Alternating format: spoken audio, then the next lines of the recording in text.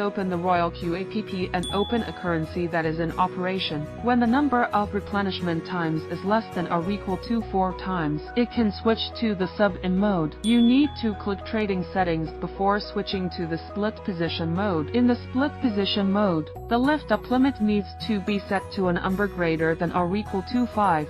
Set up margin call configuration. Click on Distribution and Take Profit Allocation.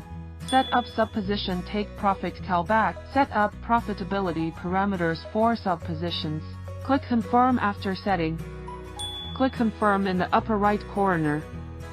In the sub-in mode, the fuel cost and profit rebate will not be calculated separately for each position, and profit rebate is not calculated separately. The overall fuel cost and profit rebate of the entire currency will be calculated after all the currencies in the position are cleared. Click Confirm after setting, so that funds can be used greater.